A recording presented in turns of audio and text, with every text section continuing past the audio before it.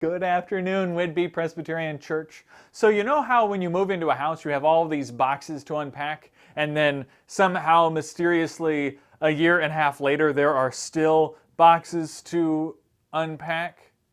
No? Just me?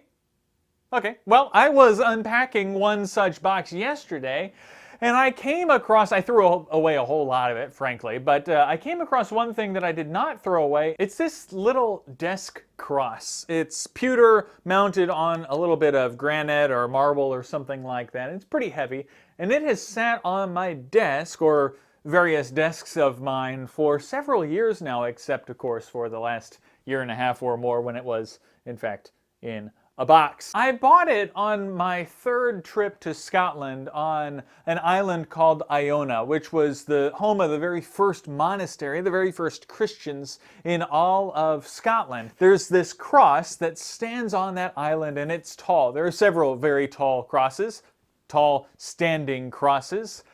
This one is about 16 feet tall, and it was created in the 800s. Yeah, it's been there for like 1,200 years.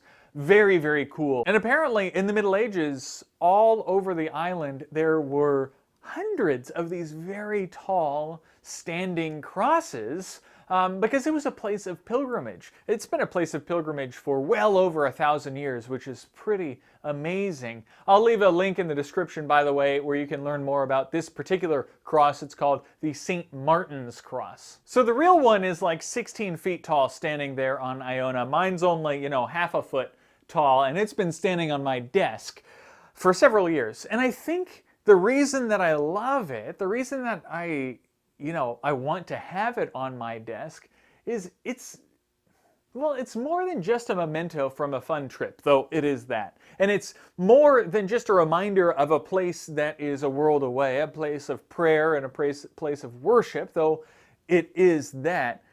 It's a reminder for me of all the Christians that have come before me, because there's a lot of them. It's humbling for me to think about all the different people that have come in the faith before me. Every time I see this cross on my desk, I'm reminded of the generations that have come before me. But I'm also reminded of the generations that will come after me. Sometimes we get caught up in the pressure of trying to make sure that church happens in the right way, at this right time, that we need to make sure that we do church the correct way. But the truth is, the church, capital C church, maybe this way, I don't know, one of those two ways. The church has existed for so much longer than any of us.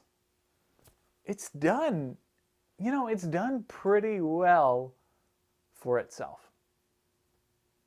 Christ continues to be at work in the church. And the church, again, capital C, the church is going to exist long after we are gone. We do the best that we can in the moment. We do the best that we can with what we have, with what we know, with as much as we know of God and who God is and how God calls us in the world. We do the best we can in the moment.